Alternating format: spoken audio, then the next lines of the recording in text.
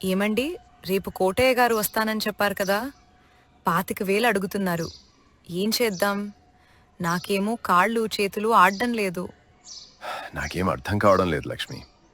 ఎవరిని అడిగినా మా దగ్గరే లేవంటున్నారు. ఊడంతా కరువుంది. మన ఒక్కరిదే సమస్య కాదు కదా లక్ష్మి. నిజమేనయ్యా. ఈసారి వర్షం పడకపోతే మన పిల్లల చదువు ఆగిపోతుందేమో అని భయంగా ఉంది. పెద్దవాడు కాలేజ్ ఫీజు కట్టాలని అడుగుతున్నాడు. వాడు చదువుకోవాలి లక్ష్మి. వాడు మనలా రైతై కష్టపడకూడదు. కానీ ఇప్పుడు నా దగ్గర రూపాయి కూడా లేదు. ఆ భూమి ఒక్కటే మన ఆస్తి. అది కూడా పోతే మనం ఎక్కడికి పోవాలి? అదే ఆలోచిస్తున్నా అని అంటాడు. అలా రాఘవయ్య, లక్ష్మి ఆ రాత్రంతా బాల్పడుతూ ఉంటారు. అలా తెల్లవారుజామున పక్షుల కిలకిలా రావాలు వినిపిస్తున్నాయి. అది ఊరి చివరనున్న రాఘవయ్య పొలం. నేలంతా ఎండకు నెర్రలు చాచి ఉంటుంది. రాఘవయ్య ఆకాశం వైపు చూస్తూ నిలబడి ఉంటాడు. ఏంటయ్యా వరుణదేవా, నీ మనసు కూడా ఈ మట్టిలాగే ఎండిపోయిందా? విత్తనం వేసిన రోజు నుంచి కళ్ళల్లో ఒత్తులు వేసుకుని చూస్తున్నాను. ఒక్క మబ్బు తొనక కూడా నీడ ఇవ్వడం లేదు. ఈ నేల తల్లి ఆకలి తీర్చవా? 30 ఏళ్ల నుంచి ఈ మట్టిని నమ్ముకున్నాను. కానీ ఈ ఏడాది ఇలా రోడ్డున పడేస్తావా? ఈ రాఘవయ్య బాధపడుతూ ఉంటాడు. అప్పుడే అక్కడికి రాఘవయ్య భార్య లక్ష్మి గొడుగు పట్టుకుని మంచినీళ్ల బిందెతో పొలానికి వస్తుంది. ఏమండి, ఆ ఎండలో అలా ఎంతసేపు నిలబడతారు? రండి, కాసేపు ఆ వేప చెట్టు కింద కూర్చోండి. మట్టిని తిట్టినా, ఆకాశాన్ని అడిగినా కాలం మారదు కదా! మన పని మనం చేసుకుంటూ పోవాలి. అంతేకాని అలా ఆకాశాన్ని చూస్తూ కాలాన్ని వృధా చేయకూడదు. కాలం మారదు లక్ష్మి. కానీ కాలంతో పాటు మన బ్రతుకులు మారిపోతున్నాయి. కోటయ్య దగ్గర తెచ్చిన అప్పు గుర్తుందా? దాని వడ్డీ పెరిగి కొండంతవుతోంది. నాకు అప్పు ఎలా కట్టాలో కూడా అర్థం కావడం లేదు. మీరంత దిగులు పడకండి. మన దగ్గరున్న ఆ పాత వెండి పట్టీలున్నాయి కదా, వాటినమ్మి ఈ నెల వడ్డీ కడదాం. మీరిలా నీరసపడితే మేమేం కావాలి చెప్పయ్యా? అసలే నీ ఆరోగ్యం అంతంత మాత్రమే. వద్దు లక్ష్మి, ఇప్పటికే నీ నగలన్నీ తాకట్లో ఉన్నాయి. ఇక మిగిలింది మన కాయ కష్టమే. ఈ నేల తల్లి మనల్ని మోసం చేయదు. ఏదో ఒక దారి దొరుకుతుంది అని నా నమ్మకం. రైతు దేశానికి వెన్నెముక అంటారు. కానీ ఆ రైతుకే చివరికి అన్యాయం జరుగుతుంది. అయ్యో, అలా బాధపడకయ్యా. అన్నిటికీ ఆ దేవుడున్నాడు. అంతా ఆయనే చూసుకుంటాడు. అలా ఇద్దరు కలిసి ఇంటికెళ్తారు. రాత్రైంది. చిన్న దీపం వెలుగుతోంది. ఉదయం అయింది. రాఘవయ్య ఇంటి ముందుకి కోటయ్య తన మనుషులతో వస్తాడు. ఏయ్ రాఘవయ్య, ఎంతకాలమని నీ మొహం చాటేస్తావు? నీ పొలం ఎండిపోయిందని సాకులు చెప్తున్నావట. వర్షం రాకపోతే నాకేంటి? నేన్నీకు డబ్బుచ్చింది దాన్ని అధర్మాలు చేయడానికి కాదు. బయటికి రా ముందు. ఇవాళ్ల తాటో పేలో తేలిపోవాలి అని అంటాడు. రాఘవయ్య భయపడుతూ బయటకొస్తాడు. అయ్యా కోటయ్య గారు, కొంచెం కనికరించండి. మన ఊరు చెరువు అడుగున పడిపోయింది. ఊరంతా కరువుంది. ఈ ఒక్కసారికి నాకు కాస్త సమయం ఇవ్వండి. వాన పడగానే పంట వేసి మీ పైసా పైసా తీరుస్తాను. రాఘవయ్య, నీకు సమయం ఇచ్చి ఇచ్చి నా దగ్గరున్న కాగితాలన్నీ నిండిపోయాయి. చూడు రాఘవయ్య, రేపు సాయంత్రం లోపు కనీసం 25,000 రూపాయలు నా చేతిలో ఉండాలి. లేకపోతే ఈ ఇల్లు నా మనుషులు స్వాధీనం చేసుకుంటారు. ముందే చెప్తున్నా. అయ్యా, అంత మాట అనకండి. మాకున్నది ఈ ఒక్క ఇల్లే. మా పిల్లల మీద దయ చూపండి. ఓయమ్మా, మా షావుకారు గారు చెబితే అది శాసనం. రేపు సాయంత్రం లోపు డబ్బు సిద్ధం చేసుకో. లేకపోతే మీ సామాన్లు వీధిలో పడతాయి. అలా అక్కడి నుంచి వెళ్ళిపోతారు వాళ్ళు. రాత్రైంది. రాఘవయ్య ఇంటి ముందు కూర్చొనున్నాడు. అప్పుడే అక్కడికి సోమన్న వస్తాడు. రాఘవయ్య, కోటయ్య చాలా ప్రమాదకరమైన మనిషి. వాడు అన్న మాట తప్పడు. వాడు నీ ఇంటిని, పొలాన్ని లాక్కోవాలని ఎప్పటినుంచో పథకం వేస్తున్నాడు. నువ్వైతే జాగ్రత్త మరి. నాకు తెలుసు సోమన్న. కానీ నా దగ్గర పైసలేదు. ఎవరిని అడిగినా సాయం చేసే స్థితిలో లేరు. ఇప్పుడు నేనేం చేయాలి? నాకేం అర్థం కావడం లేదు. రాఘవయ్య, ఒక మార్గం ఉంది. మన ఊరి అవతల పెద్ద కొండవాగు ఉంది కదా, అక్కడ అడుగున ఊటనీరు పడుతుందని మా తాత చెప్పేవాడు.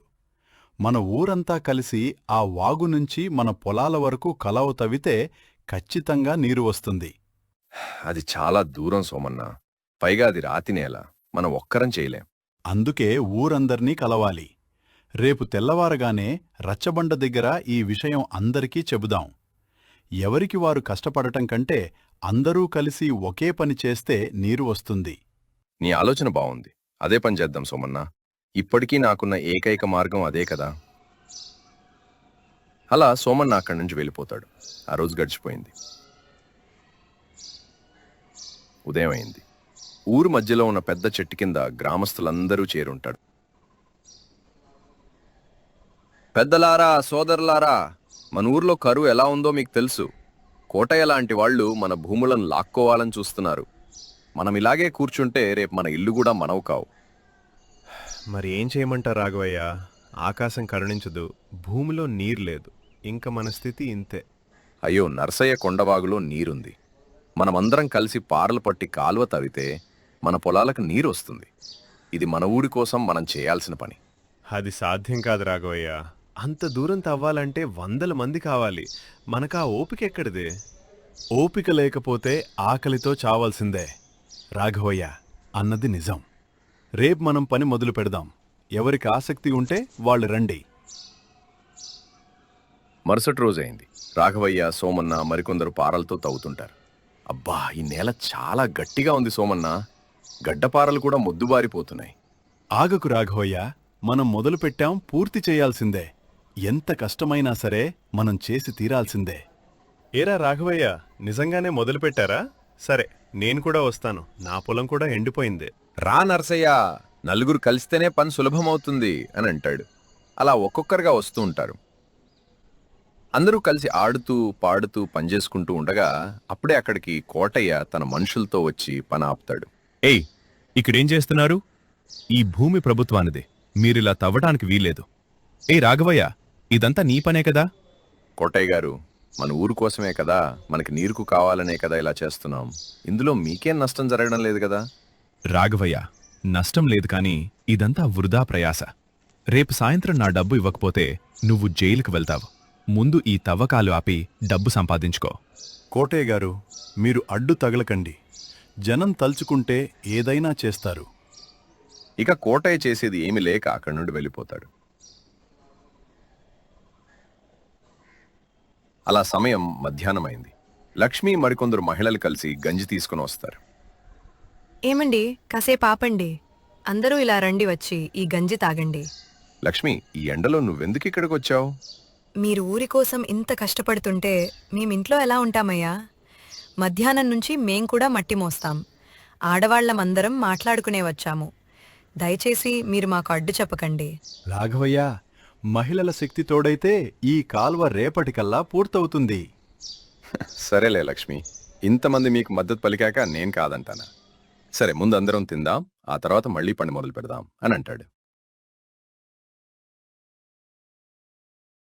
అలా అందరూ తిని మళ్లీ పని మొదలు పెడతారు. రాత్రి సమయం అయింది. కాని పని మాత్రం ఆపలేదు. కాగడాల వెలుగులో పని జరుగుతుంటుంది. సోమన్న, తెల్లవారితే కోటయ్య గడువు ముగుస్తుంది. కాల్వ ఇంకా 100 గజాలు తవ్వాలి. ఎవరూ నిద్రపోవద్దు. ఈ రాత్రి మనకు చాలా ముఖ్యం. అందరూ బలంగా తవ్వండి. నా చేతులు బొబ్బలెక్కై రాఘవయ్య, కాని ఆగను. ఈ నీరు వస్తేనే నా పిల్లల ఆకలి తీరుతుంది. అలా సమయం మెల్లిగా గడుస్తుంది. తెల్లవారుజామున వాగు గట్టు తెగగొట్టగానే నీరు కాల్వలోకొస్తుంది. నీళ్ళొచ్చాయి సోమన్న, నీళ్ళొచ్చాయి. చూసారా, మన కష్టం వృధా పోలేదు. పొలాలన్నీ తడిసిపోతున్నాయి. ఇంతకంటే మనకింకేం కావాలి? సాయంత్రం 5 గంటలు. రాఘవయ్య ఇంటి ముందు. కోటయ్య తన మనుషులతో వచ్చాడు. రాఘవయ్య, నీకిచ్చిన గడువు అయిపోయింది. కాల్వ తవ్వావని విన్నాను, కాని డబ్బు తెచ్చావా లేదా? అయ్యా, నీళ్ళొచ్చాయి. పంట వేసి మీ డబ్బు తీరుస్తాను. కొంచెం కనికరించండి. కనికరం నా నిఘంటువులో లేదా? రే, సామాన్లు బయట పారేయండి. ఈ ఇల్లు ఇక నాదే అని కోపంగా అంటాడు. అప్పుడే ఒక జీప్ వచ్చి ఆగుతుంది. అందులో కలెక్టర్ గారు ఉంటారు. ఆపండి, ఇక్కడేం జరుగుతోంది? అయ్యా బాబు, వాడు నాకు అప్పు ఉన్నాడా? నేను ఊరి గ్రామస్తుల నుంచి ఫిర్యాదు విన్నాను. రాఘవయ్య నాయకత్వంలో మీరు కాల్వ తవ్వారని తెలిసింది. ఇది అద్భుతమైన విషయం. ప్రభుత్వం దీనికి జలశక్తి అవార్డు ఇస్తోంది అని అంటాడు. అలా రాఘవయ్య ఇంటి ముందు సభ జరుగుతుంది. రాఘవయ్య గారు, మీరు చేసిన ఈ శ్రమకు గాను ప్రభుత్వం మీకు 2 లక్షల రూపాయల నగదు బహుమతి ఇస్తోంది. అలాగే ఈ కాల్వను ప్రభుత్వం సిమెంటు కాల్వగా మారుస్తుంది. 2 లక్షలా? అయ్యా, ఇది నిజమేనా? అవును, ఇదిగోండి చెక్కు. కోటయ్య గారు, ఇదిగోండి మీ డబ్బు. నా ఇల్లు, పొలం పత్రాలు నాకిచ్చేయండి. ఇకపై రైతుల కష్టంతో మీరు వ్యాపారం చేయలేరు అని అంటాడు. అలా ఊరి చెరువు దగ్గర నీరు నిండుగా ఉంది. రాఘవయ్య, నీ వల్ల ఈరోజు ఊరంతా సంతోషంగా ఉంది. నువ్వు రైతు బిడ్డవి అని నిరూపించావు. లేసోమన్న, మనందరం కలిస్తేనే ఇది సాధ్యమైంది. ఐక్యత ఉంటే కరువును కూడా జయించవచ్చు ఇక మన పిల్లలు హాయిగా చదువుకోవచ్చు అని అంటుంది. అలా పచ్చగా ఉన్న రాఘవయ్య పొలం కాల్వల ద్వారా నీరు పారుతుంది. కరువు గుండెల్లో ఆశలు నింపడం సులభం కాదు. కానీ నిజాయితీ, కష్టం తోడైతే కాలం కూడా రైతు ముందు తల వంచుతుంది. రాఘవయ్య కథ ప్రతి పేద రైతుకు ఒక స్ఫూర్తి. మట్టిని నమ్మినవాడు ఎన్నటికీ చెడిపోడు. మీకు ఈ కథ ఎలా అనిపించిందో మాకు కామెంట్ రూపంలో తెలియజేయండి. జై జవాన్, జై కిసాన్. ఊరి చివర శిథిలావస్థలో ఉన్న లక్ష్మమ్మ పెంకుటిల్లు. తెల్లవారుజామున 4 గంటలు. బయట చలి, గాలి ఈకలు తెంచుతోంది. ఇంట్లో ఒక పాత చిమ్నీ దీపం వెలుగుతోంది. లక్ష్మమ్మ ఒక పాత గొంగళి కప్పుకుని చలికి వణుకుతూతూ లేస్తుంది. మట్టి పొయ్యివైపు చూస్తుంది. ఈ రాత్రి గడవడం గగనమైపోయింది. దేవుడా, ఈ ముసలి ప్రాణాన్ని ఇంకా ఎందుకుంచావు? కడుపులో ఆకలి మంట, బయట ఈ చలి మంట అని బాధపడుతూ పక్కనే ఉన్న ఖాళీ బియ్యం డబ్బాను బోర్లించి చూస్తుంది. ఒక్క మెతుకు కూడా కింద పడదు. అయ్యో, ఒక్క గింజ కూడా లేదు. నిన్న రాత్రి కూడా నీళ్లు తాగి పడుకున్నాను. ఈ వయసులో ఈ కష్టం నా నుదుట రాశావా శివయ్య? ఆమె గోడ మీద ఉన్న తన 2 కొడుకుల పాత ఫోటో వైపు చూస్తుంది. ఆ ఫోటో మీద దుమ్ము పట్టి ఉంది. రేయ్ పెద్దోడా, చిన్నోడా, పట్నంలో మేడలు కట్టుకుని కార్లలో తిరుగుతున్నారట కదా. మీ అమ్మ ఇక్కడ పాత ఇంట్లో వాన నీళ్లలో తడుస్తూ ఒక్క పూట గంజికి కూడా గతి లేక ఏడుస్తుందని మీకు తెలుసా?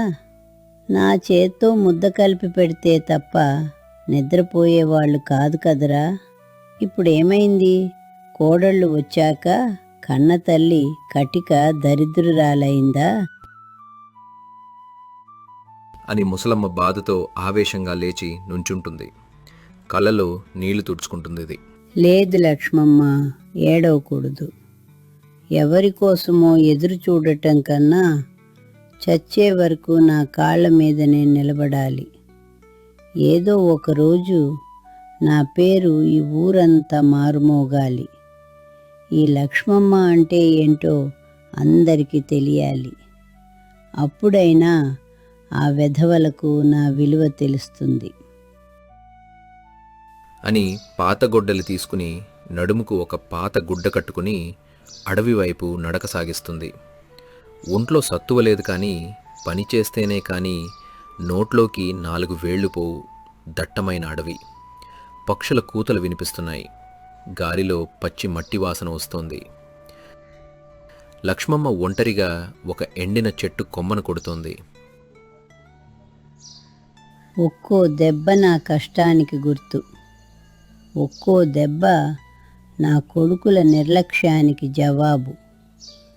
అబ్బా, రొప్పు వస్తోంది. ఎముకలు కటకటమంటున్నాయి అని కాసేపు కట్టెలు కొట్టి ఆయాసపడుతూ ఒక పెద్ద రావి చెట్టు కింద కూర్చుంటుంది. తన చేతులను చూసుకుంటుంది. అవి కాయలు కాసి ఉన్నాయి. ఈ చేతులతోనే కదా వాళ్ళను పెంచి పెద్ద చేశాను. ఇప్పుడు ఇవే చేతులు కట్టెలు కొడుతున్నాయి. అప్పుడే గాలిలో ఒక వింతైన అద్భుతమైన సువాసన వస్తుంది. అది పూల వాసన కాదు, ఏదో ప్రాణానం లేచి వచ్చే కమ్మటి పరిమళం. లక్ష్మమ్మ ముక్కుపుటలు అదిరిపోతాయి. ఏంటిది? ఈ అడవిలో ఇంత కమ్మటి వాసన ఎక్కడిది? ఎవరో వంట చేస్తున్నారా? కాదు, ఈ వాసన ఏదో మొక్క నుండి వస్తోంది. అని లక్ష్మమ్మ వెతుకుతూ పొదల మధ్యలోకి వెళ్తుంది. అక్కడ ఒక పాత పడిపోయిన శిథిలాల పక్కన కొన్ని వింతైన ఆకులు కనిపిస్తాయి. అవి వెండిలా మెరుస్తూ తాకితేనే ఒక రకమైన ఘాటునిస్తున్నాయి. ముసలమ్మ వాటిని ఆశ్చర్యంగా చూస్తుంది. అరే, ఇవి మా అమ్మ చెప్పే వన పరిమళమాకులు కావా? ఒక్క ఆకు వేస్తే చాలు వంట అమృతమవుతుందని చెప్పేది. ఇవి నిజంగా ఉన్నాయా? అని అనుకుంటూ ఆ ఆకులను భక్తితో కోసి కొంగున ముడివేసుకుంటుంది. దేవుడా, నా ఆకలి తీర్చడానికి నువ్వే ఈ దారి చూపించావా? ఈరోజు ఈ కట్టెలమ్మి వచ్చిన డబ్బుతో నా కన్నతల్లికి ఇష్టమైన బిర్యానీ వండుకుంటాను. అదే నా ఆఖరి కోరిక.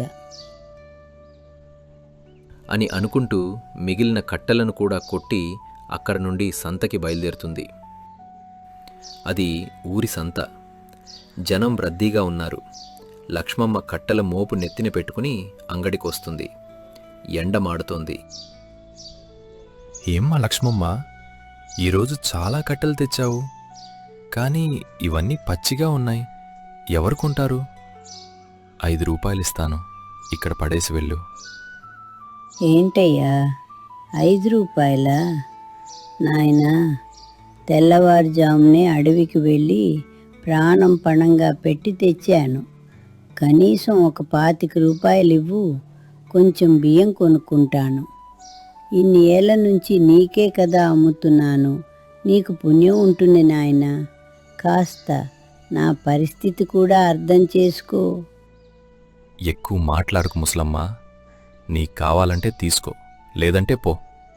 నీ ముఖానికి 25 రూపాయలు ఎవడిస్తాడు? నీ పరిస్థితి చూసిస్తున్నాను ఈ 5 రూపాయలు కూడా. ఇష్టం లేకపోతే మోపు నెత్తిన పెట్టుకుని మళ్ళీ అడవికి వెళ్ళు అని అంటాడు. ఆ మాటలకి లక్ష్మమ్మ కళ్ళలో నీళ్లు తిరుతాయి. నిస్సహాయంగా ఆ 5 రూపాయలు తీసుకుంటుంది. సరే నాయనా, ఏదో ఒకటి ఇవ్వు, ఆకలి చంపేస్తోంది తోంది అని ఆ 5 రూపాయలతో కొంచెం నూకలు, 2 పచ్చిమిర్చి కొంటుంది. తన దగ్గర దాచుకున్న ఆఖరి రూపాయి కలిపి చిన్న నూనె ప్యాకెట్ తీసుకుని ఇంటికి చేరుకుంటుంది. అలా లక్ష్మమ్మ తన చిన్న వంటగదిలో మట్టి పాత్రలో వంట మొదలుపెట్టింది. అడవిలో తెచ్చిన ఆకులను నూరి ఆ అన్నంలో వేస్తుంది. ఆహా, ఇదేం వాసన? ఇల్లంతా ఏదో కొత్త లోకంలా ఉందే. ఈ నూకల బిర్యానీ కూడా ఇంత బాగా ఉడుకుతుందా? నా ప్రాణం పోయేలోపు ఇంతటి రుచిని చూడబోతున్నానా? అని గరిటెతో అన్నాన్ని కలుపుతుంటే ఆ ఆవిరి ముఖానికి తగిలి ఆమె కళ్ళు మెరుస్తాయి. ఆ సువాసన కిటికీల గుండా బయటికి వెళ్ళి వీధి అంతా వ్యాపిస్తుంది. దారిలో వెళ్లే జనం తమ పనులు ఆపి ముక్కులు ఎగరేస్తూ లక్ష్మమ్మ ఇంటివైపు చూడటం మొదలు పెడతారు. పేరు రావాలని కోరుకున్నాను, కానీ ఇంతటి పరిమళం వస్తుందని అనుకోలేదు. ఈ రుచి నా ఒక్కదాని కోసం కాదు, ఇది నా అదృష్టం. కానీ నేను వండుకున్నది ఒక్క పూటకే కదా, ఊరందరికీ పెట్టాలంటే ఎక్కడి నుండి వస్తుంది? అని బాధగా నిట్టూరుస్తుంది. అలా పక్కింటి శాంతమ్మ ఆ వాసనకు తట్టుకోలేక లక్ష్మమ్మ ఇంటికి పరిగెత్తుకుంటూ వస్తుంది. ఆమె ముఖంలో వింత ఆశ్చర్యం. ఏంటి లక్ష్మమ్మో, ఏంటి ఘాటు? మా ఇంట్లో పడుకున్న మా ఆయన కూడా ఈ వాసనకు లేచి కూర్చున్నాడు. ఏంటి, ఏదైనా పండర చేస్తున్నావా? కొడుకులేమైనా డబ్బులు పంపారా? లేక ఏదైనా రహస్యం దొరికిందా? కొడుకులు కాదు శాంతమ్మ, ఆ ప్రకృతి తల్లి ప్రసాదం ఇది. నా దగ్గర ఏమీ లేదు, కానీ ఈ రుచి మాత్రం నా చేతుల్లో ఉంది. రా కూర్చో, కొంచెం రుచి చూడు అని శాంతమ్మకి తను చేసుకున్న బిర్యానీని పెడుతుంది. శాంతమ్మ ఒక ముద్ద నోట్లో పెట్టుకుని కళ్ళు తేలేస్తుంది. అమ్మో లక్ష్మమ్మో, ఇదేం రుచి తల్లి! నా జన్మలో ఇలాంటి బిర్యానీ తినలేదు. ఆ ప్రెసిడెంట్ గారి పెళ్లిలో కూడా ఇంత రుచిచి లేదు. నువ్వు వంటగత్తెవి కాదే, దేవతవి. ఈ విషయం ఊరంతా చెప్పాలి. ఈ ముసలమ్మ వంట తింటే చనిపోయిన వాడు కూడా లేచి వస్తాడని చాటాలి. హబ్బబ్బా, నా జన్మ ధాన్యమైందే ఈ రుచికి అని ఒక్క ముద్ద తింటూ ముసలమ్మ పొగుడుతూ ఉంటుంది.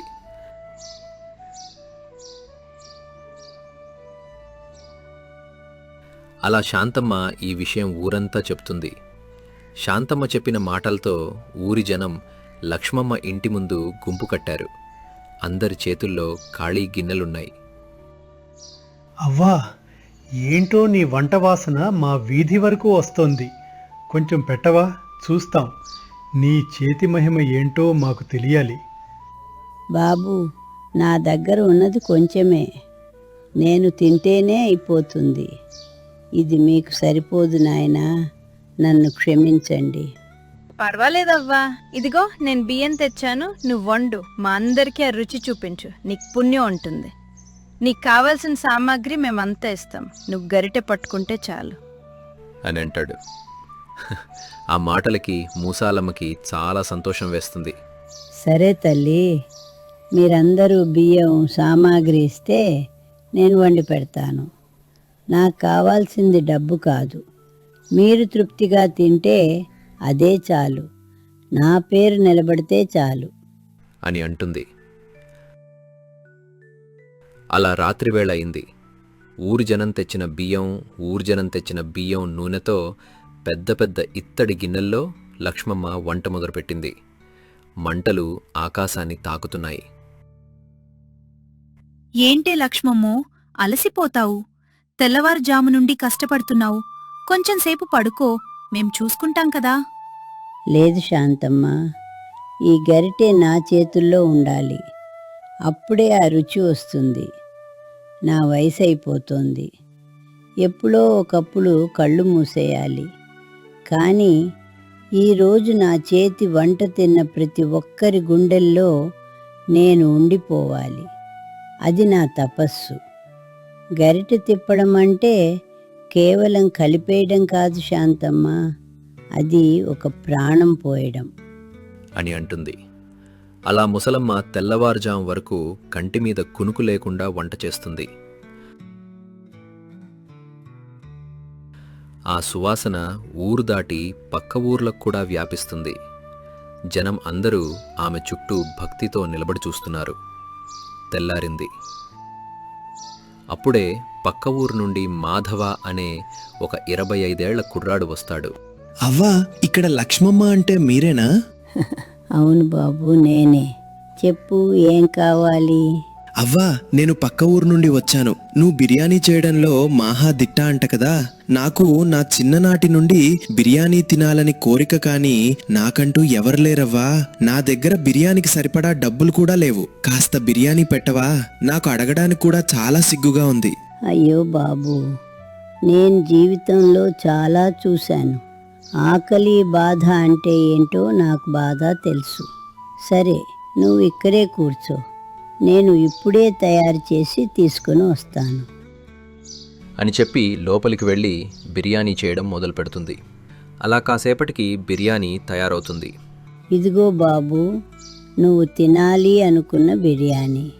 కడుపు నిండా ఎలాంటి మొహమాటం లేకుండా తిను. అలాగేనవ్వా అని బిర్యానీ తింటాడు. ఆ బిర్యానీ తింటూ అతను చాలా సంతోషంగా కనిపిస్తాడు. అది చూసిన ముసలవ్వ, చాలు, ఇది చాలు ఈ జన్మకి. నా చేతి వంట తింటూ ఇలా సంతోషంగా సంతృప్తిగా ఉంటే ఇంతకంటే నాకింకేం కావాలి అని అనుకుంటుంది. అలా ముసలవ్వ బిర్యానీ అంచలంచెలుగా ఎదుగుతూ వస్తుంది. ఒక రోజున ఊరి ప్రెసిడెంట్ గారు మరికొందరు అధికారులు లక్ష్మమ్మ ఇంటికి వస్తారు. అందరి ముఖాల్లోనూ ఆతృత కనిపిస్తోంది. లక్ష్మమ్మ, నీ వంట గురించి జిల్లా కలెక్టర్ గారికి కూడా తెలిసిందట. అందరికీ వడ్డిస్తున్నావంట కదా. నాకు కూడా ఆ రుచి ఏంటో చూపించు. మరీ ఇంతలా జనం ఊగిపోతున్నారంటే ఏదో మహిమ ఉండే ఉంటుంది రండి బాబు, పేదరాలి వంట ఎలా ఉంటుందో చూడండి. 5 నిమిషాల వరకు కళ్ళు తెరవడు. అబ్బో, ఇది వంట కాదు లక్ష్మమ్మ, అమృతం. ఇంతటి విద్య నీ దగ్గర పెట్టుకుని ఇన్నాళ్ళు కట్టెలు కొట్టావా? నీకు మేము సహాయం చేస్తాం. నీ పేరు మీద ఒక పెద్ద వంటశాల కట్టిస్తాం. లోకమంతా నీ వంట గురించి మాట్లాడుకోవాలి. లాడుకోవాలి. వద్దు బాబు, నాకు మేడలు అక్కర్లేదు. నా ఈ చిన్న గూడు చాలు. ఇక్కడ వండితేనే ఆ రుచి వస్తుంది అని అంటుంది. అలా లక్ష్మమ్మ బిర్యానీ కీర్తి పట్టణానికి పాకింది. పత్రికల్లో వార్తలు వచ్చాయి. ఆమె కొడుకులు ఇది చూసి కారు వేసుకుని హడావిడిగా వస్తారు. అమ్మా, నిన్ను పట్టణానికి తీసుకెళ్ళడానికి వచ్చాం. అక్కడ నీ పేరు మీద పెద్ద హోటల్ పెడదాం. చాలా డబ్బు వస్తుంది. నువ్వు ఇక్కడ ఎందుకు ఈ కష్టం పడే? అవునత్తయ్యా, నీకిక్కడ ఈ పొగ చలి ఎందుకు? మాతో వచ్చేయ్, మేం నిన్ను మహారాణిలా చూసుకుంటాం. పేరు వచ్చినప్పుడే నేను గుర్తొచ్చానా నాయనా? నేను ఆకలితో అడవిలో ఏడ్చినప్పుడు మీ ప్రేమ ఏమైంది? నేను కట్టెలు మోస్తూ దారిలో పడిపోతే ఎవరెత్తారు? ఈ బిర్యానీ అమ్మడానికి కాదు, ఆకలి తీర్చడానికి. నాకు మీ డబ్బు అక్కర్లేదు, మీరు వెళ్ళిపోండి. అది కాదమ్మా, లోకం ఏమనుకుంటుంది? లోకం ఇప్పుడు నన్ను గౌరవిస్తోంది నాయనా. నా గరీటే నా దగ్గరే ఉంటుంది. నా ఊరి జనం నా వెంటే ఉంటారు. మీరు పట్టణానికి వెళ్ళి మీ సుఖాలు చూసుకోండి. అమ్మ అంటే ముసలిది కాదని, ఒక శక్తి అని ఇప్పటికైనా తెలుసుకోండి అని తిట్టి వాళ్ళని పంపిస్తుంది. అలా కొన్ని నెలల తర్వాత లక్ష్మమ్మ ప్రశాంతంగా తన ఇంటి అరుగు మీద కూర్చుని ఉంటుంది. ఊరి జనం ఆమెను దైవంగా చూస్తున్నారు. గాలిలో మళ్ళీ అదే సువాసన. లక్ష్మమ్మో, ఇప్పుడు మీకు పేరు వచ్చింది. ఊరంతా నిన్నే పొగుడుతున్నారు. పక్క దేశాల నుండి కూడా నీ వంట కోసం వస్తున్నారు. సంతోషమేనా? నీ కోరిక తీరినట్లేనా? అవును శాంతమ్మ, నేను చనిపోయాక కూడా ఈ ఊరి గాలిలో నా బిర్యానీ సువాసన ఉంటుంది. ఎవరూ ఆకలితో నిద్రపోకూడదు అనే నా కోరిక తీరింది. నా కొడుకులు వదిలేసిన ఈ ఊరంతా నా బిడ్డలయ్యారు. ఒక మనిషికి ఇంతకన్నా ఏం కావాలి? నా పేరు నిలిచిపోయింది. లక్ష్మమ్మ కళ్ళు మూసుకుని ప్రశాంతంగా ఊపిరి పీల్చుకుంటుంది. ఆమె పేరు ఆ ఊరి చరిత్రలో ముసలమ్మ బిర్యానీగా చిరస్థాయిగా నిలిచిపోయింది. గాలిలో మళ్ళీ ఆ అడవి ఆకుల పరిమళం వ్యాపిస్తుంది. ప్రతి మనిషికి ఒక కల ఉంటుంది. కలలు కనడానికి వయసుతో సంబంధం లేదని ఈ ముసలమ్మ కథ వల్ల అర్థమవుతుంది.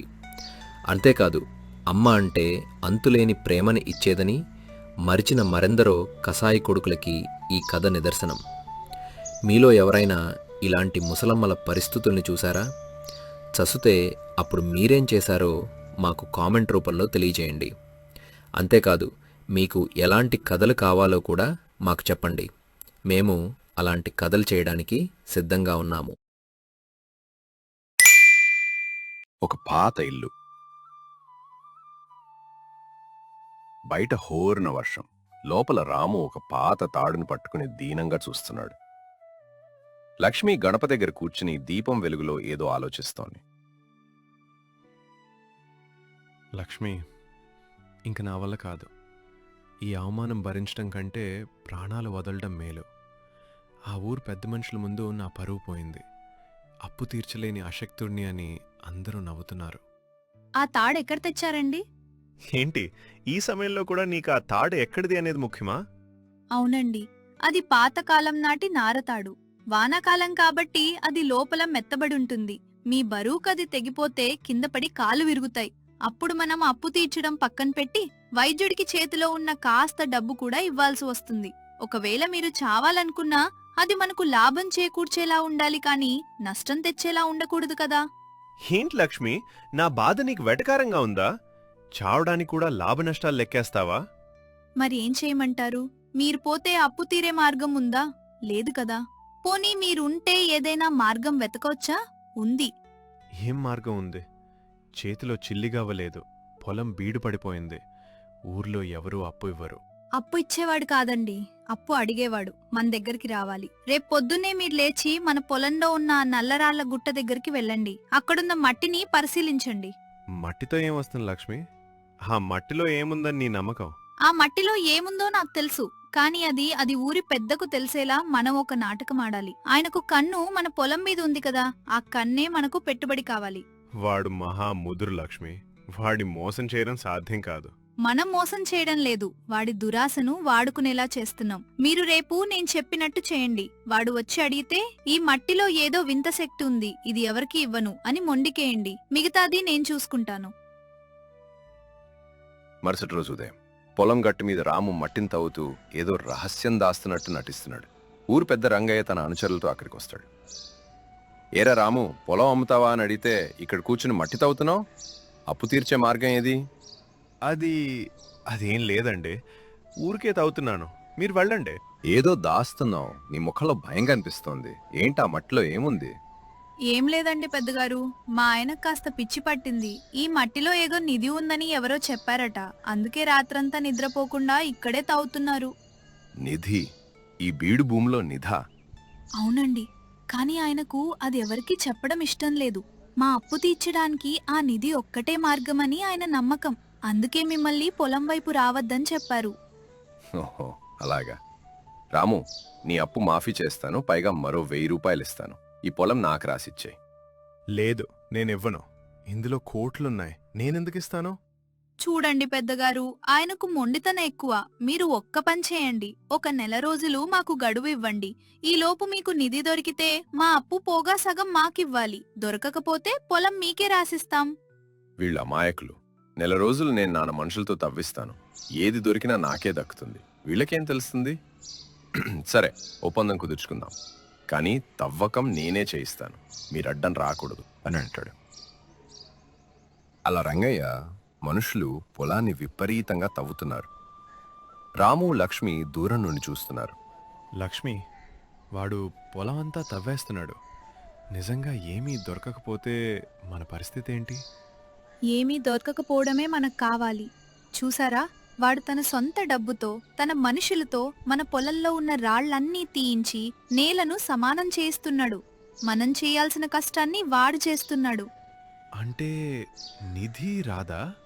నిధి రాదు, కాని భూమి పదునవుతుంది. లోపల ఉన్న ఊట నీరు బయటికొస్తుంది. వాడు తవ్విన గుంతల్లో ఇప్పుడు నీరు చేరుతుంది. ఆ నీరే మన అసలైన నిధి. కానీ వాడు ఊరుకుంటాడా? నెల అయిపోయాక పొలం లాక్కుంటాడు కదా. ఆగండి, వాడు తవ్వే కొద్దీ ఆ మట్టిలో నుండి ఒక రకమైన జిగురు మట్టి వస్తుంది చూసారా? అది సాధారణమైన మట్టి కాదు. ఆ మట్టితో మనం అద్భుతమైన పాత్రలు చేయవచ్చు. ఆ నైపుణ్యం మీకుంది. అవును, మా తాతల కాలంలో మేం కుండలు చేసేవాళ్ళం. కానీ ఇప్పుడు వాటిని ఎవరు కొంటారో? కొనేలా నేను చేస్తాను. వాడు పొలం తవ్వడం ఆపేలోపే మనం ఈ మట్టిని సేకరించి పెట్టుకోవాలి. వాడు నిధి లేదని వదిలేసే సమయానికి మన దగ్గర ముడిసరుకు సిద్ధంగా ఉంటుంది. నీ తెలివి ముందు ఆ రంగే సరిపోడు లక్ష్మి. వాడు మనల్ని ముంచాలనుకున్నాడు, కానీ నువ్వు వాడినే మన పనివాడిగా మార్చావు. ఏమో చూద్దాం. పొలంలో రంగయ్య మనుషులు చెమటలు చిందుస్తూ గడ్డపారలతో తవ్వుతుంటారు. రాము దూరంగా నులక మంచం మీద కూర్చుని భయంగా చూస్తుంటాడు. లక్ష్మి ఇంటి వెనక నల్లమట్టి కుప్ప దగ్గర కూర్చుని ఆ మట్టిని నీళ్లతో కలిపి మెత్తగా చేస్తూ ఉంటుంది. లక్ష్మి, అక్కడ చూడు, వాడిప్పటికే 10 అడుగులో తవ్వేశాడు. రంగయ్య కళ్ళు ఎర్రబడ్డాయి. ఏమీ దొరకకపోతే వాడు మనుషులను కూడా చూడ్డు, మనల్ని ఆ గుంతలోనే పాతిపెడతాడు. ఇంకా ఈ మట్టితో ఆటలు అవసరమా? భయం మనిషిని అంధుణ్ణి చేస్తుంది. మీరా గుంతల వైపు చూడకండి. వాడు తవ్వి పక్కన వేసిన ఈ మట్టిని చూడండి. మొన్న నేను చెప్పాను కదా, మీరు మీ చిన్నప్పుడు మీ తాతగారితో కలిసి చక్రం మీద కుండలు చేసేవారు కదా, ఆ విద్యను ఒక్కసారి గుర్తు తెచ్చుకోండి. అది ఎప్పుడో 30 ఏళ్ల క్రితం మాట. ఇప్పుడు నా చేతులు వణుకుతున్నాయి. అయినా కుండలు చేస్తే మనకు వచ్చేదంతా? ఆ రంగయ్యకి ఇవ్వాల్సిన 1000 రూపాయల అప్పు ముందు ఇదంతా. మొన్ననే చెప్పాను కదా లక్ష్మి, నీకు మనం చేసేది వంట కుండలు కాదండి. పట్టణాల్లో ధనవంతులు తమ ఇళ్లలో దాచుకునే కళాఖండాలు చేద్దాం. మీరు ఆ మట్టికి రూపం ఇవ్వండి, నేను దానికి రంగులద్దుతాను. ఆ రంగయ్య తవ్వే కొద్దీ మనకు ముడి సరుకు ఉచితంగా వస్తోంది. వాడు మనల్ని ముంచాలి అనుకున్నాడు, కానీ మనకు పునాది వేస్తున్నాడు. అంటే వాడు తవ్వే కొద్దీ మనకు కావాల్సిన మట్టి దొరుకుతుందన్నమాట. అవును, వాడు నిధి కోసం వెతుకుతున్నాడు. మనం ఈ మట్టినే నిధిగా మారుద్దాం. వెళ్ళండి, ఆ చక్రం బయటికి తీయండి. మీ చేతి వేళ్లలో ఉన్న కళకు ప్రాణం పోయండి. రాత్రి సమయం. దీపం వెలుగులో రాము చెమటలు కక్కుతూ మట్టి చక్రాన్ని తిప్పుతుంటాడు. లక్ష్మి పక్కన కూర్చుని అతనికి సహాయం చేస్తూ ఉంటుంది. ఒక్కొక్కటిగా అద్భుతమైన ఆకారాలు కలిగిన పాత్రలు, విగ్రహాలు తయారవుతుంటాయి. లక్ష్మి, ఈ మట్టిలో ఏదో మంత్రం ఉంది. నేను అనుకున్న దానికంటే చాలా అందంగా వస్తున్నాయి. ఇంత గట్టిగా, ఇంత నునుపుగా ఉంటాయని నేను ఊహించలేదు. అది మట్టి మహిమ కాదు, మీ కష్టార్జితం. ఈ బొమ్మల మీద నేను అడవిలో దొరికే రంగురాళ్లను అరగదీసి రంగులు వేస్తాను. ఇవి చూడటానికి రాళ్లతో చేసినట్టుంటాయి. రేపు రంగయ్య వచ్చేసరికి ఇవన్నీ ఎండబెట్టి సిద్ధం చేయాలి. కానీ వాడు వీటిని చూస్తే అపహాస్యం చేస్తాడు కదా, మళ్ళీ ఎగతాళి చేస్తాడు. వాడు నవ్వితేనే మనకు లాభం. వాడు మనల్ని తక్కువగా అంచనా వేసినంత కాలం మనం క్షేమంగా ఉంటాం. వాడు మన తెలివిని కనిపెడితేనే ప్రమాదం. రేపు వాడొచ్చినప్పుడు మీరు దీనంగా ముఖం పెట్టండి. మరుసటి రోజు ఉదయం రంగయ్య కోపంతో ఊగిపోతూ వస్తాడు. పొలంలో ఏమీ దొరకలేదని వాడు రగిలిపోతుంటాడు. రాము, లక్ష్మి ఇంటి ముందు మట్టి బొమ్మలను ఆరబెడుతుంటారు. ఏ రాము, నా మనుషులు వారం రోజులుగా రక్తం కూడు చేసుకుని తవ్వుతున్నారు. ఒక రాగి పైసా కూడా దొరకలేదు. నన్ను మోసం చేస్తావా? అయ్యో పెద్దగారు, మా తాతలు చెప్పింది అబద్ధం కాదండి. బహుశా ఇంకా లోతులో ఉందేమో. మీరు తవ్వడం ఆపకండి. ఈ మట్టి పిడతలు చేయడానికి నా పొలాన్ని పాడు చేశారా? ఈ బొమ్మలతో నా అప్పు తీరుతుందా? ఇంకో వారం రోజులు చూస్తాను. ఏమీ దొరకకపోతే నిన్ను, నీ భార్యను ఆ గుంతలోనే పూర్తి చేస్తాను. క్షమించండి పెద్దగారు, మరో వారం గడువు ఇవ్వండి. సరే, ఇదే ఆఖరి అవకాశం. వీళ్ళకి పిచ్చి పట్టింది. ఆ మట్టితో ఆడుకోనివ్వండి. మనం ఆ పొలాన్ని ఎలాగూ లాక్కుంటాం. చూసారా, వాడు మన బొమ్మలను తన్నాడు, కాని మన ఆశలను కాదు. ఆ వారం రోజులే మనకు కావలసిన సమయం. అలా లక్ష్మి తయారు చేసిన మట్టి పాత్రలను ఊరి చివరున్న పెద్ద సంతకి తీసుకువెళ్తారు. అక్కడ ఒక పెద్ద నగరానికి చెందిన వ్యాపారి ఆ వస్తువులను చూసి ఆగిపోతాడు. అమ్మమ్మో, ఇవి మట్టితో చేసినవేనా? చూస్తుంటే నల్ల రాళ్లను చెక్కినట్టున్నాయి. ఇంతటి కళాఖండాలను నేనింతవరకు చూడలేదు. ఒక్కొక్క దాని ధరెంత? అయ్యా, ఇవి మా వంశపారంపర్యంగా వస్తున్న మట్టితో చేసినవి. ఒక్కొక్క పాత్ర 1000 రూపాయలు ఉంటుంది. లక్ష్మి, 1000 రూపాయలా? కుండను 10 రూపాయలకు అమ్ముతారు. నువ్వేంటి ఇంత చెప్తున్నావు? 1000 రూపాయలా? చాలా తక్కువ చెప్తున్నావు తల్లి. పట్టణంలో ఇవి 10,000కైనా అమ్ముడుకోతాయి. నా దగ్గరున్న 10,000 ఇస్తానో, ఇక్కడున్నవన్నీ నాకిచ్చే. రేపు మీ ఇంటికొస్తానో, ఇలాంటివి ఇంకా ఎన్ని ఉన్నా నేను కొంటాను. 10,000 రూపాయలా? లక్ష్మి, నిజంగానేనా? కాసేపు మీరు గమ్మునుండండి అని ఆ వ్యాపారికి ఆ బొమ్మలన్నీ ఇచ్చి అతని దగ్గర డబ్బు తీసుకుంటుంది. అలా ఇంటికి చేరుకుంటారు. రాత్రివేళ రాము, లక్ష్మి డబ్బులను లెక్క పెట్టుకుంటారు. వారి కళ్ళల్లో మొదటిసారి ఆనందం కనిపిస్తుంది. లక్ష్మి, నీ మాట నిజమైంది. ఆ రంగయ్య అప్పులో సగం ఇప్పుడు తీర్చేయచ్చు. కానీ వాడు ఈ విషయం తెలిస్తే మనల్ని ఉండనిస్తాడా? అందుకే మనం ఈ పని రహస్యంగా చేయాలి. ఊర్లోని మిగిలిన పేద ఇల్లాలను పిలుద్దాం. వారికి కూడా ఈ విద్య నేర్పిద్దాం. అందరం కలిసి పనిచేస్తే రంగయ్య మనల్ని ఏమీ చేయలేడు. అవును, ఆ గంగమ్మ, సీతమ్మ అందరూ కష్టాల్లో ఉన్నారు. వాళ్లకు కూడా ఈ దారి చూపిద్దాం అని అంటాడు. అలా రంగయ్యకు విషయం తెలిసిపోతుంది.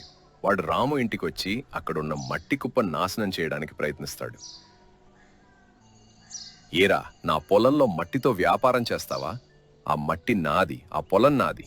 ఈ బొమ్మల మీద హక్కు కూడా నాదే. పెద్దగారు, మీరడిగింది బంగారం, మట్టి కాదు కదా. మీరు మట్టిని మాకిస్తానని ఆ రోజే మాట ఇచ్చారు. ఊరి జనం అందరి ముందు చెప్పారు. ఇప్పుడు మాట తప్పుతారా? మాట్లేదు, మట్టి లేదు. ఈ మట్టి కుప్పను ఇప్పుడే తగులుబెట్టిస్తాను. ఆగండి, ఈ మట్టి మాది కాదు, ఈ ఊరి ఆడబిడ్డల్ది. మేమంతా కలిసి పనిచేస్తున్నాం. మీరు మా మీద చేయి వేస్తే ఈ ఊరు ఊరుకోదు అని అంటుంది. అంతే, ఆ మాటలకి ఊరి జనం అందరూ కర్రలతో రంగయ్యను చుట్టుముడతారు. రంగయ్య భయపడి వెనక్కి తగ్గుతాడు. పంచాయతీ జరుగుతుంది. ఊరి పెద్దలు లక్ష్మి వైపు మొగ్గు చూపుతారు. రంగయ్య, నువ్వు పొలం తవ్వావు, నీకేమీ దొరకలేదు. లక్ష్మమ్మ ఆ మట్టితో ఊరికే పని కల్పించింది. అప్పు తీర్చడానికి వాళ్ళు సిద్ధంగా ఉన్నప్పుడు నువ్వు అడ్డుపడ్డం ధర్మం కాదు. సరే, నా అప్పు తీర్చేయండి, మీ పొలం మీరే ఉంచుకోండి. కానీ ఈ మట్టి వ్యాపారం ఎన్నాళ్ళు సాగుతుందో నేను చూస్తాను. ఒక్క మనిషి ఆలోచన అయితే ఆగిపోతుందేమో పెద్దగారు, కానీ ఊరంతా కలిసిన ఆశయం ఎప్పటికీ ఆగదు అని అంటుంది. అందరూ అక్కడి నుండి పంచాయతీ ముగించుకొని వెళ్ళిపోతారు. అలా నెల రోజుల తర్వాత రాము పొలం ఇప్పుడు పచ్చగా ఉంది. రంగయ్య తవ్విన గుంతలన్నీ నీటితో నిండి చెరువుల్లా మారాయి. అందులో తామర పూలు పూసున్నాయి. రాము, లక్ష్మి గర్వంగా తమ పొలాన్ని చూసుకుంటారు. లక్ష్మి, ఆనాడు నేను చావాలనుకున్న చోటే ఈరోజు ఇంతమందికి బతుకు దొరికింది. నీ తెలివితేటలు లేకపోతే ఈ పాటికి నేను మట్టిలో కలిసిపోయేవాడిని. మీరు మట్టిలో కలిసే మనిషి కాదు, మట్టిని బంగారం చేసే మనిషి. చూడండి, మన పొలం ఇప్పుడు పంటలతోనే కాదు, అందరి నవ్వులతో కూడా కళకళలాడుతోంది. అవును లక్ష్మి, కష్టం మనిషిని వంచుతుంది, కానీ తెలివి ఆ మనిషిని నిలబెడుతుంది అని అంటాడు. అలా ఇద్దరు కలిసి పొలంలోకి నడుస్తుండగా ఊరు జనమంతా వీళ్ళని పొగుడుతూ ఉంటారు. శుభం. దట్టమైన అడవిలో పక్షుల కిలకిల రావాలు, జలపాతాల హోరు వినిపిస్తుంటాయి. ధర్మయ్య అనే ఒక నిరుపేద కట్టెల వ్యాపారి తన గొడ్డల్లి భుజాన వేసుకుని నెమ్మదిగా నడుచుకుంటూ అడవిలోకి ప్రవేశిస్తాడు. అతడి ముఖంలో అలసటున్న, కళ్లలో మాత్రం అమాయకత్వం, దయ కనిపిస్తాయి. ఈరోజు ఎండ తీవ్రత ఎక్కువగా ఉంది. సూర్యభగవానుడు నిప్పులు చెరుగుతున్నాడు. త్వరగా కొన్ని ఎండిన కట్టెలు సేకరిస్తే సాయంత్రానికి అంగడిలో అమ్మి ఆ వచ్చిన కాసులతో ఇంటికి కావలసిన బియ్యం కొనుక్కోవచ్చు. లేదంటే ఈ రోజు కూడా పస్తులుండాల్సిందే అని తనలో తాను అనుకుంటూ ఉండగా అప్పుడే అకస్మాత్తుగా పొదల చాటు నుండి ఒక దీనమైన మూలుగు వినిపిస్తుంది. ధర్మయ్య అడుగులు ఆపుతాడు. అప్రమత్తంగా చుట్టూ చూస్తాడు. ఎవరది? ఆ మూలుగు ఎక్కడి నుండి వస్తోంది? ఇక్కడ మనుషులు ఎవరు ఉండరే? ఏవైనా జంతువులు గాయపడ్డాయా? లేక ఎవరైనా ఆపదలో ఉన్నారా అని ధర్మయ్య పొదలను తొలగించి చూడగా అక్కడ పాపారావు అనే వ్యక్తి కాలు విరిగి స్పృహ తప్పుతూ కనిపిస్తాడు. పాపారావు ముఖం చూస్తేనే ఒక రకమైన క్రూరత్వం కనిపిస్తుంది. అయ్యో దైవమా, ఎంత ఘోరం జరిగింది నాయనా! కళ్ళు తెరువు, నీకేమైంది? అడవి మృగాలేమైనా దాడి చేశాయా? దాహం దాహం, చనిపోతున్నాను. ఎవరైనా ఉన్నారా? నన్ను కాపాడండి. నా దగ్గరున్న ధనమంతా దొంగలు దోచుకున్నారు. నన్ను ఇలా వదిలేసి వెళ్ళారు. భయపడకు తమ్ముడు, నేనున్నాను. ఇదిగో ఈ నీళ్లు త్రాగు, ప్రాణాలు నిలుపుకో. నీకు నేను అపాయం జరగనివ్వను అని ధర్మయ్య తన దగ్గరున్న రాగి చెంబుతో నీళ్లు అందిస్తాడు. పాపారావు నీళ్లు త్రాగుతూ ధర్మయ్య వేసుకున్న పాత బట్టలను, అతడి చేతిలో ఉన్న ఇత్తడి కడియాన్ని గమనిస్తాడు.